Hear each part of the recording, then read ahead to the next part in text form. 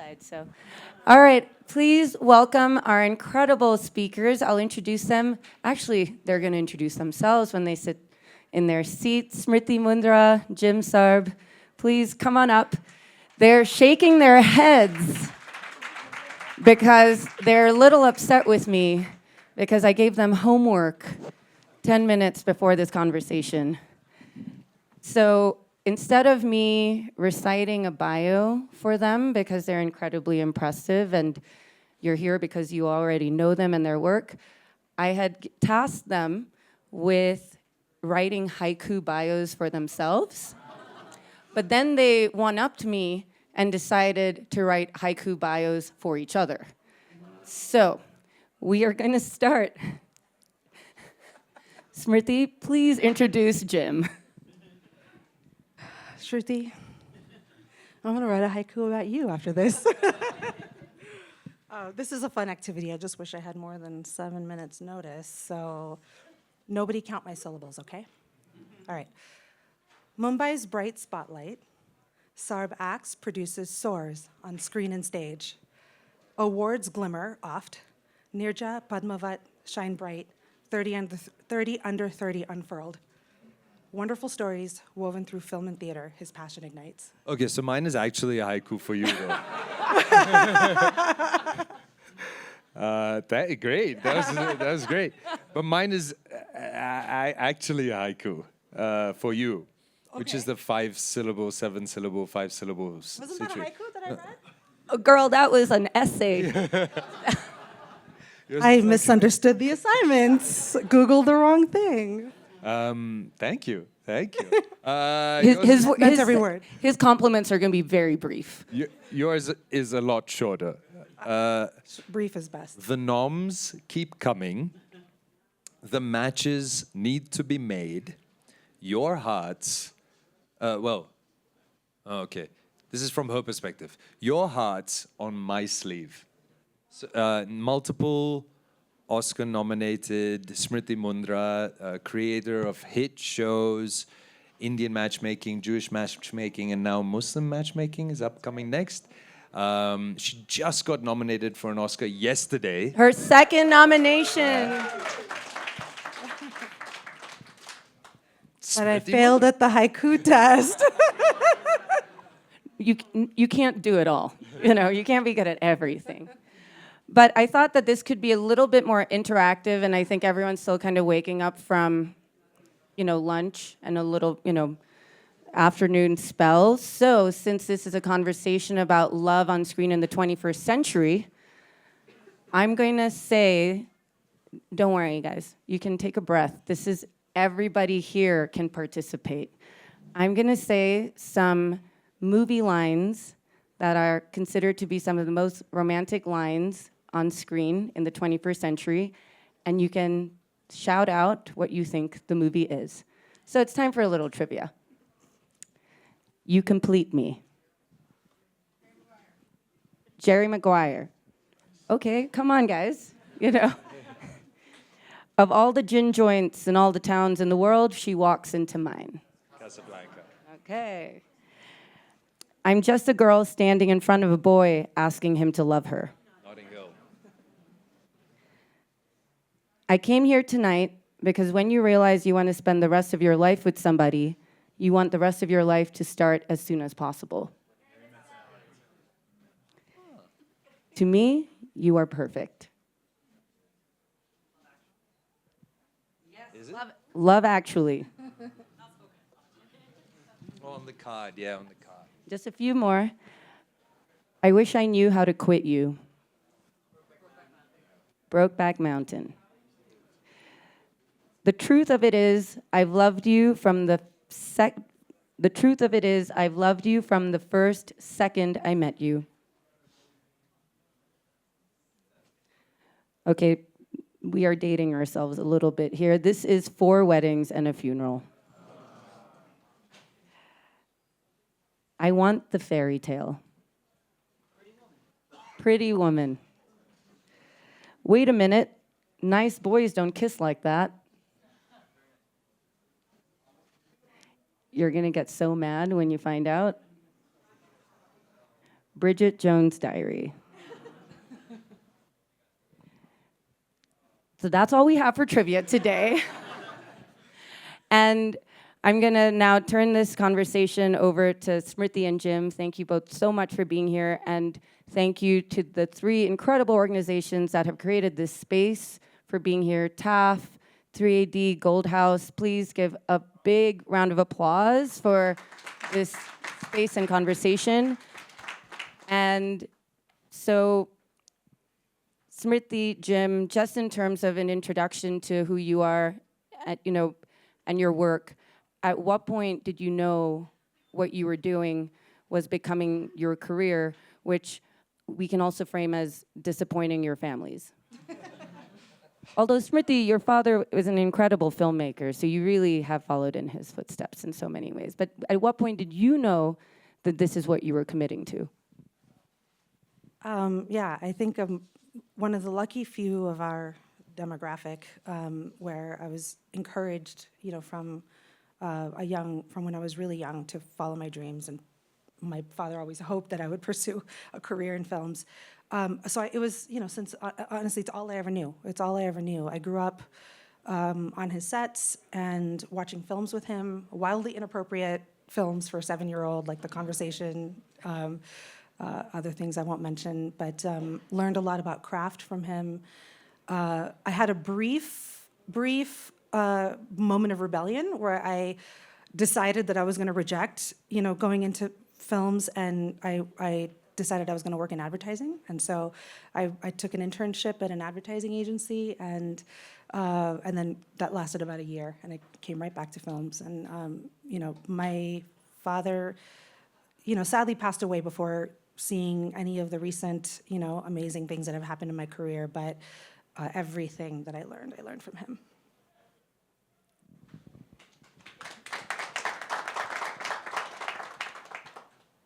Jim? I think I graduated from university and started working in a theater and continued to act in theater, and then spent a year on like a spiritual exploration in between. And even during that period, it was like the only thought that kind of stuck with me was, if I died on the side of this mountain, or if I was lying there dying, would I regret anything? And it was always like that you weren't moving towards being in or making films. So then I came back to Bombay, continued to act in theater, got cast in films, and here I am. So it's just kind of always been the only thing that has kept my interest for longer than a short amount of time. Well, I have known Smriti and Jim separately for a very long time. Jim, we actually worked together 12 years ago, before you really, I think, had committed to your film life. Can you share what I made you do? Yeah, she was working for MTV, and she was producing a bunch of short little video pieces, where I think I had to travel around Bombay and imitate street hawkers, who call out to people as they walk by. A variety of things, selling vegetables, clothes, shampoo, all of it, Bengan, like things like that, and that, and then we made another one as well. It was called The Art of Calling. The Art of Calling, yeah. The Art of Calling. And was there another one, or was that the only one? I think that was the only one we did. We went to the Dadar flower market, which is this flower market in Bombay that's just incredible. I mean, it's an enormous stretch with all the varieties of flowers that you can possibly imagine. Actually, funnily, it connects to Made in Heaven, which you're going to anyway start discussing later. The last advertising campaign for Made in Heaven, when they released season 2, was they did this ploy where they said they were going to Dadar fool market, and they were flower market, and they were going to buy up all the flowers, and it was going to be this big publicity stunt where you get there and there are no flowers, and all of the flowers were used on billboards to promote the show. And they even shot a little short thing saying that, like, because they were planning a huge wedding, they had to go up and buy all the flowers, and they didn't know where to get it. So it's a funny connection about that. And Smriti, you almost got me thrown out of my apartment almost 20 years ago. Can you please tell everyone why? I've been wanting to ask this question in public for a long time. Okay, so picture it. The year is 2008, 2009, something like that. New York City.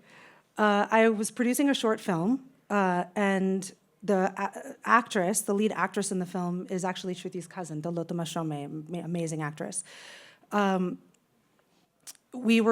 Dalotama's like, well, you can shoot in my cousin's apartment. She has an apartment in Chinatown. The film was sort of thematically about Chinatown.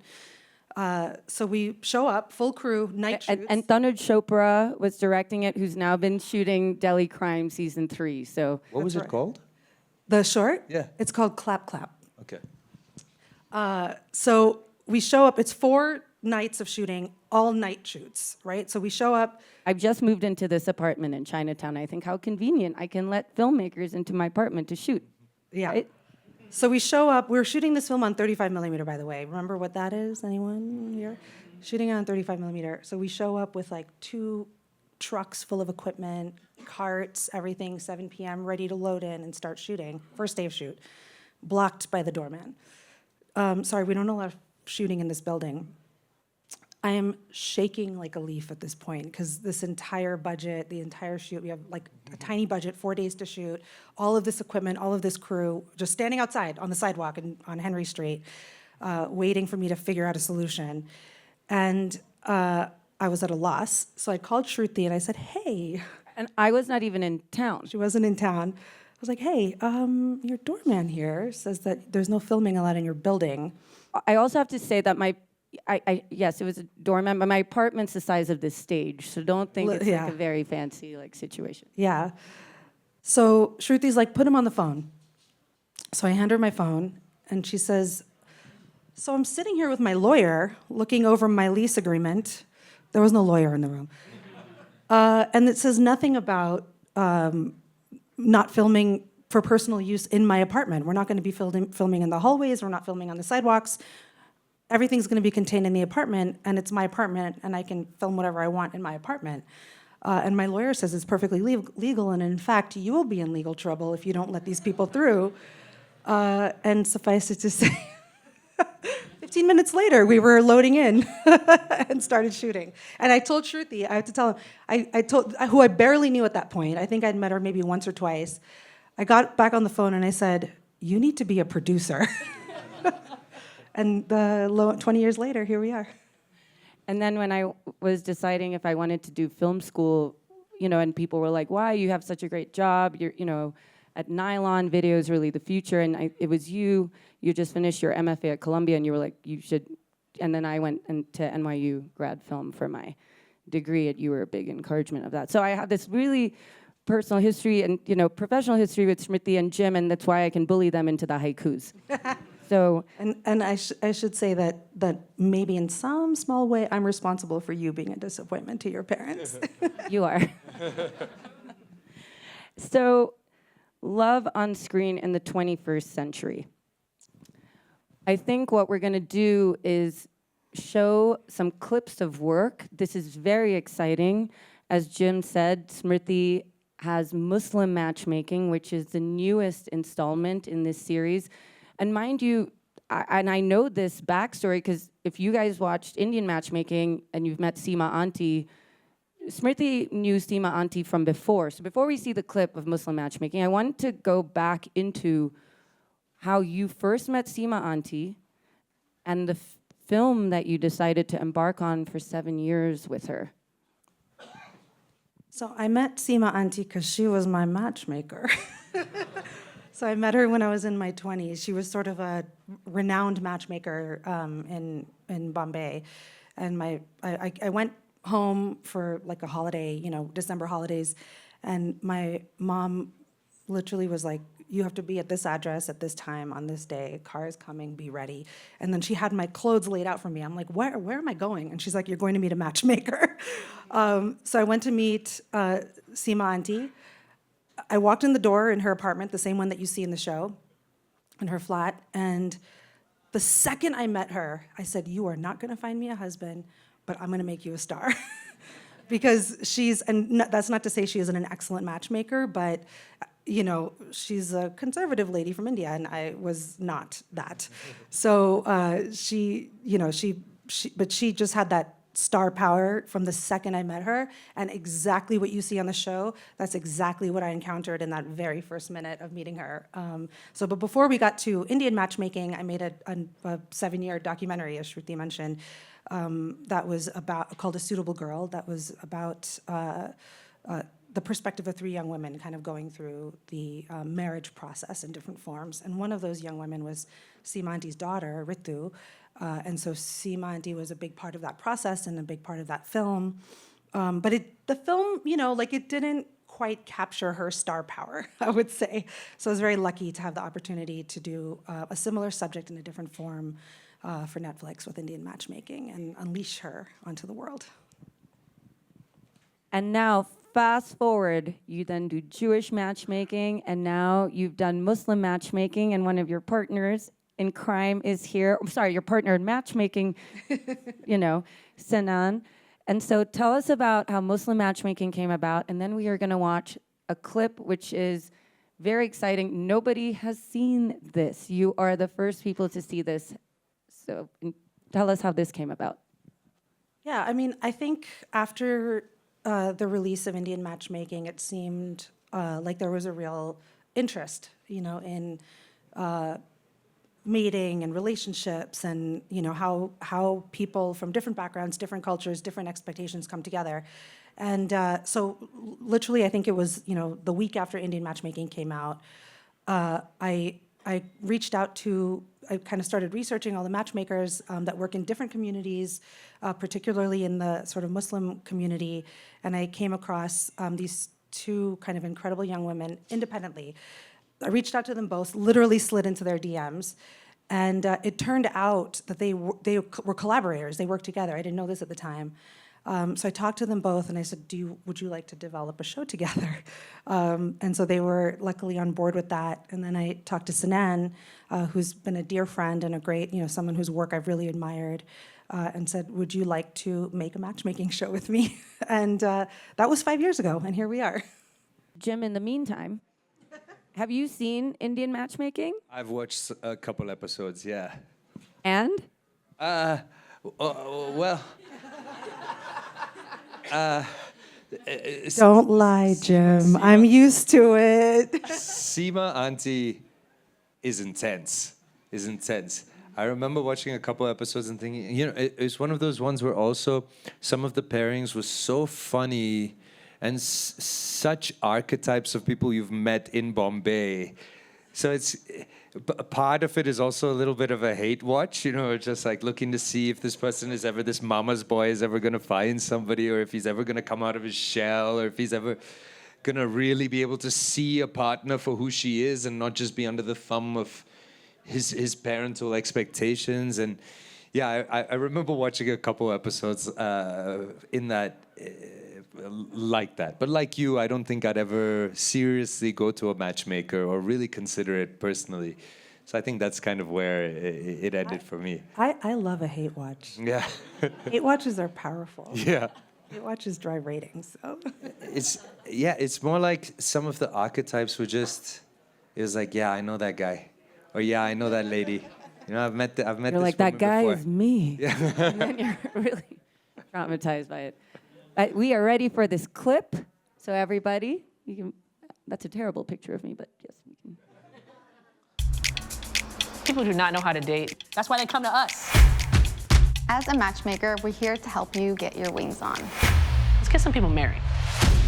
I want you to feel chosen, and I want you to choose. For Muslims, marriage is an act of worship. I'm clocking a baddie. Are you Muslim and are you single? Did my mom send you? Be real with me for a second. You got a type. Like Demi Moore from Ghost. Make it happen, boo. I've dated Muslim girls, I've dated Hindu girls, and I've dated Caucasian girls. I'm the UN when it comes to dating. Woo! He's cute. We are in a swipe left, swipe right culture. Hinge, Bumble, Tinder, Farmers Only. Love it. I just want to see. I want to know what you're physically into. How does he look? Like a nice thick beard. Woo! What would you say are like the top things you're looking for? 80s music lover. You don't like hairy men, so all Muslims are out. What are you talking about? If you're not getting married after a year, what are you doing? We don't have premarital sex. Why are you single? Maybe the kind of guys that I go for. Hot? Yeah, hot guy. You go for hot guys. Yeah. It's a pitfall. This process doesn't have to suck. This is my first blind date ever. I'm holding my breath. Are you open to relocating? No. That is selfish. Things are kind of off the track. I would love someone who goes out but still has faith and trying to find a healthy balance of what that means. You expect a man to provide for you fully? Oh, yeah. I want someone to give it 3 months to decide whether there's an emotional connection or not. My perfect timeline? I think bare minimum is a year of dating, preferably 2. The moment that I learned he was a DJ, I should have left. She just didn't show up. I truly believe that this was an answer to a prayer. All it takes is for it to happen once. That's it. Don't be too extreme about it. What the hell is going on? Why are you single? And would like someone taller than me? We're gonna find this guy. Who's tall? Ish.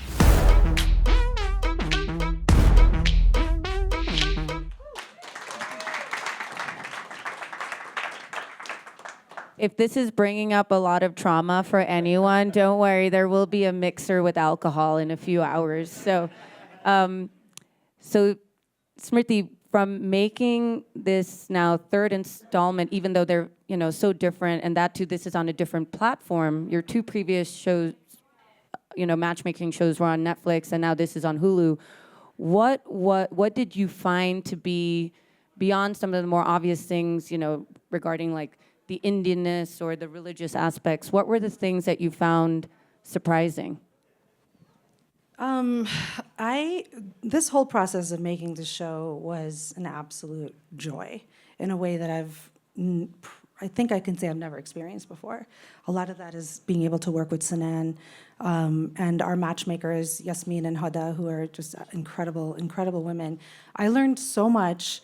I think, Jim, like you, I grew up in an Indian diasporic environment, spent a lot of time in India, have a lot of, Muslim members of my extended family and, felt very connected to that community. But I learned so much about the Muslim community, about Islam, and specifically about how much really potent Islamic wisdom there is that is applicable to anyone of any faith, particularly when you're on a search for something, whether you're searching for a life partner or you're searching for, anything. And there's a lot of great morsels in the show, I think, that are very rooted in Islam, but I think anyone will be able to take that wisdom, and apply it to their own life, just as I was able to. I think the other thing, that was a real joy to be able to do with this show is to show the real breadth, of the Muslim community and the Muslim experience. It's very varied. We have people in the show from many different backgrounds, from Black American to Middle Eastern to Asian, South Asian, et cetera, but also on, a very broad spectrum in terms of faith and religious practice and all of that. So I think, and it's just a fun show. It's a fun show. And the matchmakers have a methodology you have never seen before on any other matchmaking show. And trust me when I say it doesn't matter what your background is, you can apply it to your own life and it will help you, because I've seen it work. In Jewish matchmakers, was the matchmaker significantly older than the people they were doing them? So this is the first one where it feels like they're their age. Yeah. Millennials. Yeah. Because with Seema Auntie, there was a bit of like this, you kind of represent a time that may or may not still exist in modern dating, versus this, which feels like they're talking to their peers. Absolutely, and I think there's a way that they can relate to what the frustrations people have with dating culture, with app culture, swiping, all of that, in a way that confounded, I should say, Seema Auntie. And, Aliza was a little bit, from Jewish matchmaking, was a little bit in between. Like, I think Seema Auntie's like very traditional. Aliza had a little bit more of a, understanding of modern times. But these women, Huda and Yasmin, these matchmakers, they're in their early 30s. They're essentially similar age of their clients, and they understand deeply like the concerns people have around compatibility, chemistry, the fatigue that sets in with dating, and their methodology is very deliberately an antidote to that. So I'm now going to switch over to you, Jim. You've been in a vast number of films and TV, and we were having a funny conversation about what the most romantic role is that you've played, and it's certainly not in the show Made in Heaven. Are you guys familiar with the show Made in Heaven? Why don't you tell, for the people who aren't, Made in Heaven and how you got involved with that show? Because it's a show also not about matchmaking, but let's say, you know, matches that worked and then weddings that needed to happen, which also, you know, is a quite fun, complex, dramatic, you know, view into culture. So let's talk a little bit about Made in Heaven, and then we'll watch a different type of clip that you deem as your most romantic work. Maybe, yeah, maybe. We were discussing it in the morning, and I was thinking about how I've been in shows like Made in Heaven or even other things where the theme seems to be love, but I wouldn't consider my role romantic at all within that context. Made in Heaven is a show that was started by Zoya Akhtar and Reema Kakta in India, which kind of touches on a similar place that I think your shows also touch on, which is this obsession that at least Indian culture, but I guess most culture has with the idea of union, marriage. You know, right from the beginning, people are led to believe it's the most important day of their life and the most important thing to kind of move towards. And actually what drew me to Made in Heaven is that it kind of turns this narrative a little bit on its head, and while seeming to present and to cater to this kind of obsession that Indians have with marriage and romance and union, it actually shows the kind of seedy underbelly of these institutions and how complicated these unions can be. So the show tries to take on different issues related to marriage that include like being born under the wrong star sign, and so having to marry a tree first because it'll be unlucky for your partner. If they're your first partner, you'll ruin their star I had to chart. do that. Yeah, you had to marry Oh, a yeah, tree? yeah. My first husband is a tree. There it is. What kind of tree?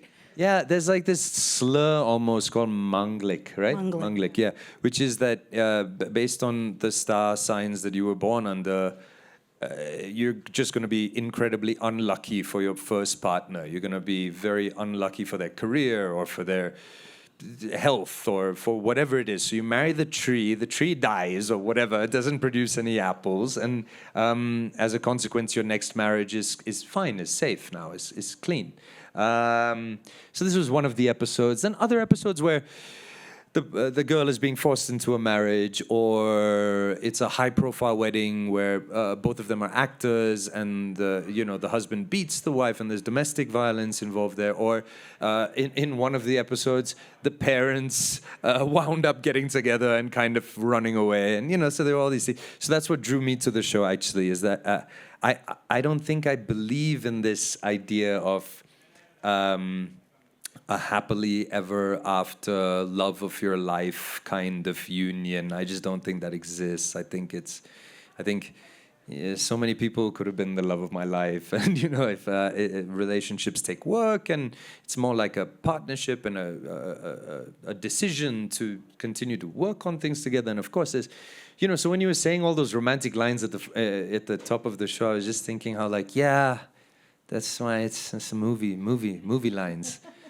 Life, is more messy, complicated, tricky.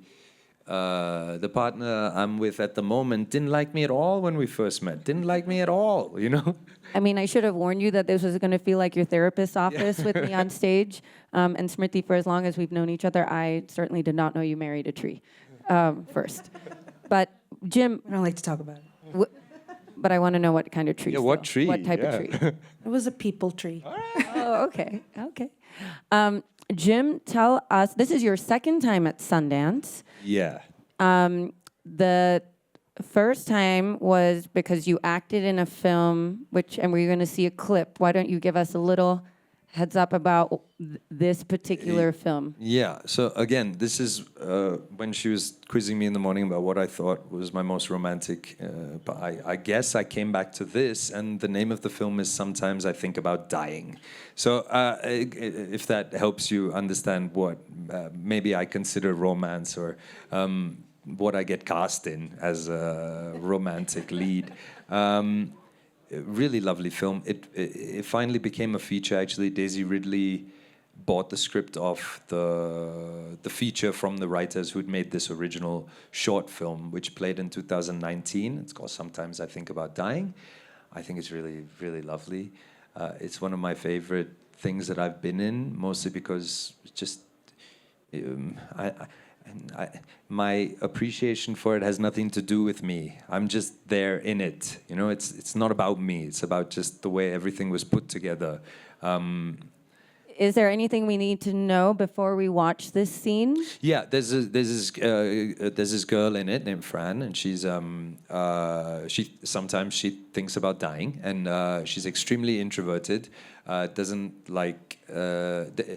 Extremely shy around people, and spends most of her time alone, and starts this unlikely kind of relationship with a guy at work. And I think I was cast because, as Stephanie, the director, put it, is that the audience should be wondering, like, because she's wondering when she sees it, and she can't understand his interest, and half the time she's wondering, like, does he want to kill me, or does he like me, does he love me? And this is the scene where we my character finally asks her out on a date, and we go for the date.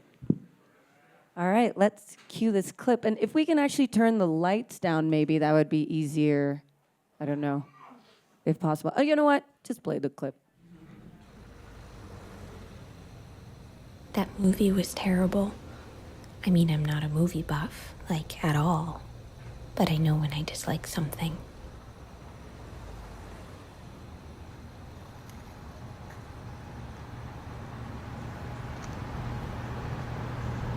I should go home. Do you want to go get some? Are you hungry? Do you want to get some food?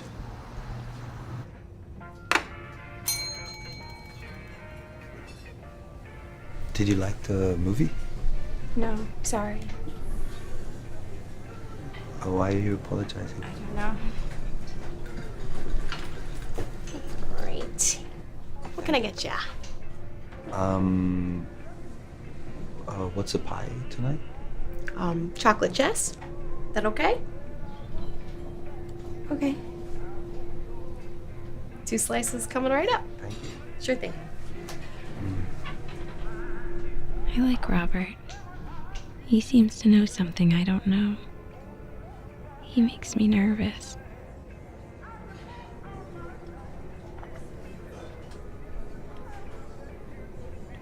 What didn't you like about the movie? I didn't really like anything about that movie.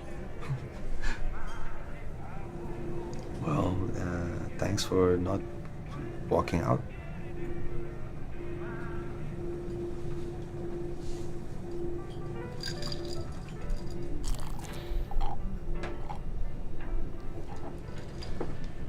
So what do you do apart from work? I don't really do anything. No hobbies or anything? I cook sometimes. What do you like to cook? Nothing in particular. I want to know something particular about you.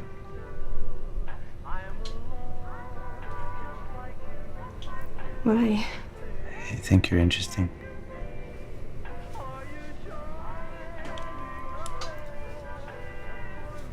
I've seen you look at me at work sometimes.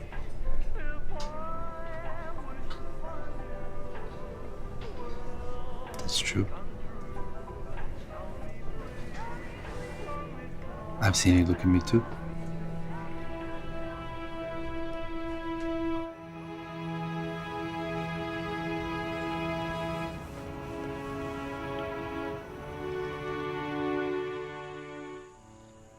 Wonderful. Just keep watching that. Huh? So let's just keep. I know. We'll share the link. It's actually available online. You can watch the whole movie on YouTube. This is your most romantic role? I guess. I don't know. I don't know. There's also Padmavat, I guess, but it isn't. I mean, yeah, You know, for those who don't know, Padmavat is this huge opus film by this guy named Sanjay Leela Bhansali, this director in India, and there sometimes still is in Bollywood films this very traditional idea of hero, heroine, villain, which I personally think is a bunch of horse shit. But however, it is still a very prominent thing. And definitely at the time when I made this film. And so there was a very, very clear villain in this film played by Ranveer Singh. And the heroine was Deepika Padukone. And I guess the hero was Shahid Kapoor, I guess. And in the film, I kind of played Ranveer Singh, the villain's like man in waiting. My character was supposed to be a eunuch. This is what I'm saying about like romance, like what I'm cast for as romance, you know? Anyway, my character, I think, is supposed to be a eunuch. He's a slave that was given to this emperor. And actually, in the real history of it, it's fascinating. It's so fascinating. He was bought as a Hazar Dinari slave, which means like 1,000 gold piece slave, and the emperor was besotted by him, just besotted by him, and continued to have a kind of ongoing relationship with him through his reign.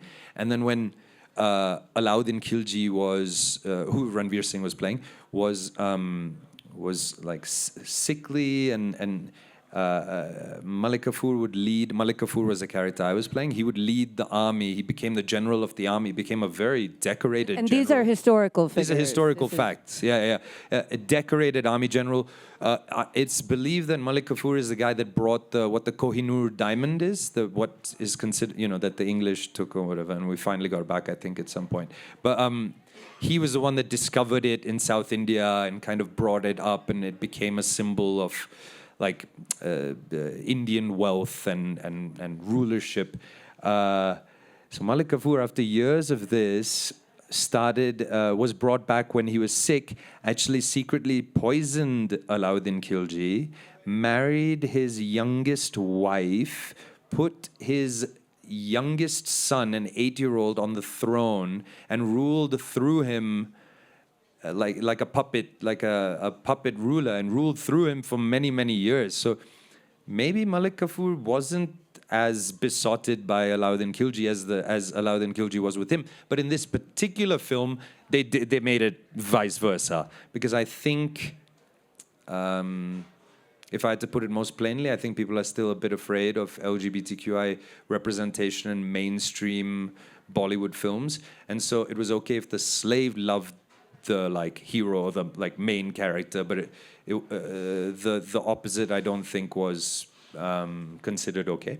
And so in the film, it's presented as this very one-sided kind of devotion from my character to his. And I believe there are some romantic lines in there, but again, it's like unrequited love, and there's a whole song. I try to join him in bed with this other woman, and he throws me out of the bed, and I'm singing outside of the bed my love for this guy. Anyway,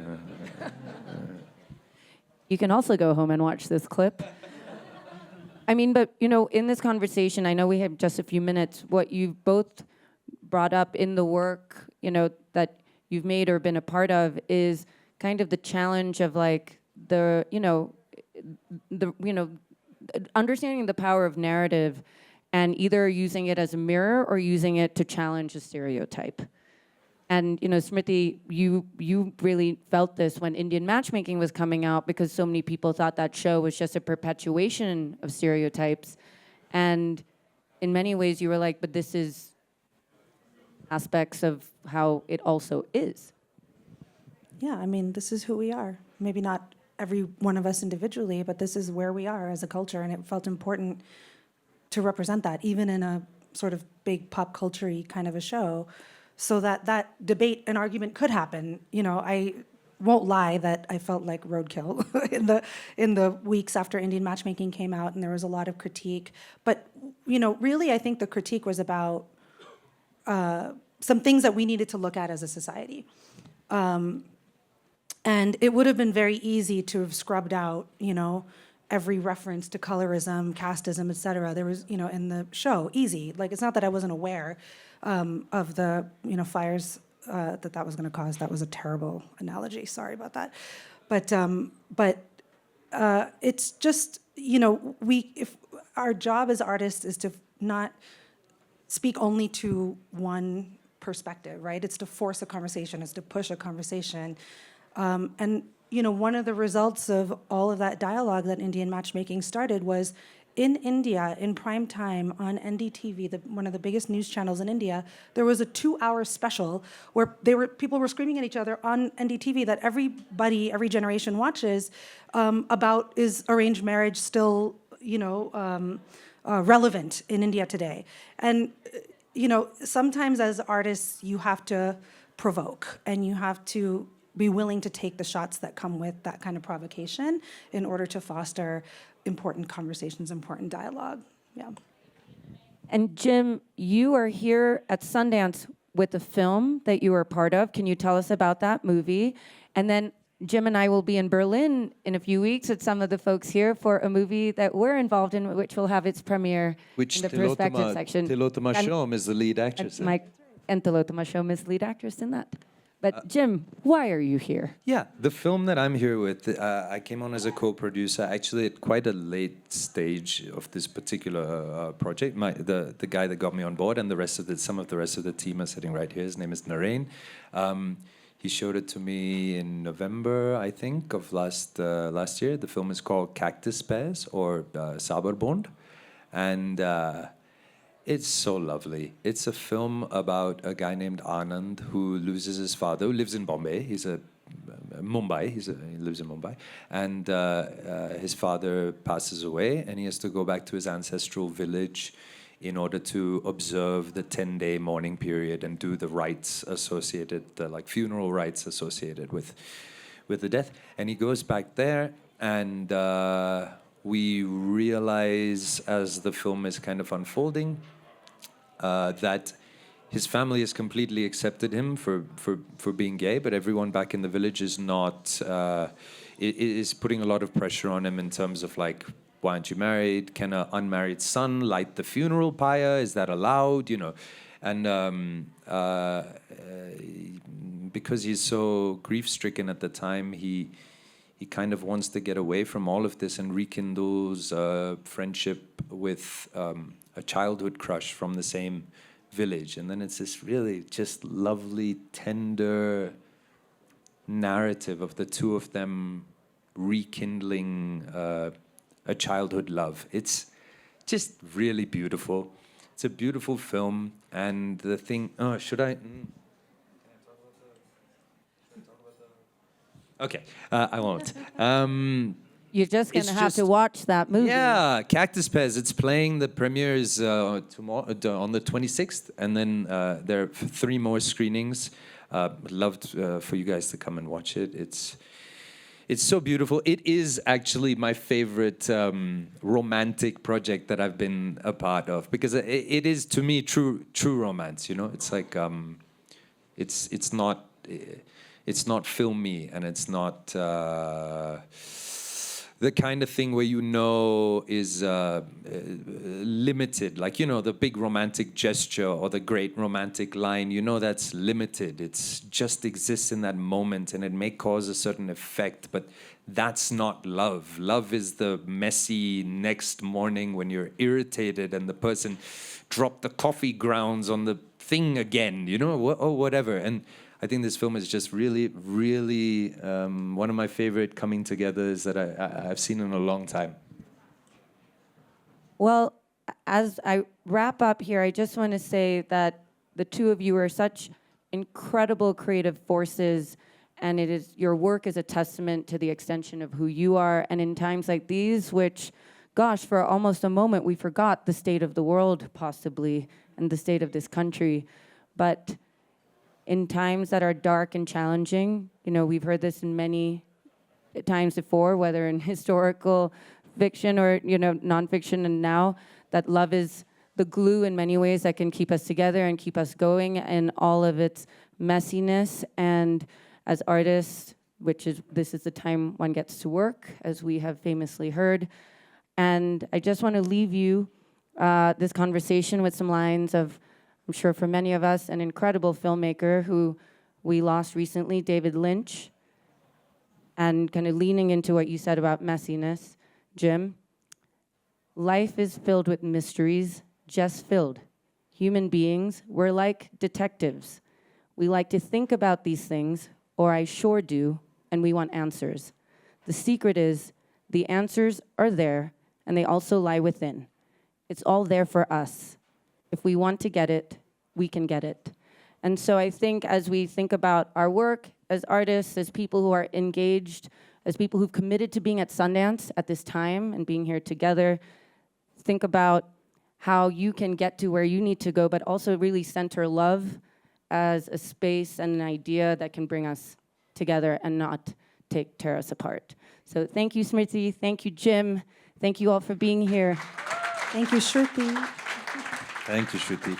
Thank you, guys.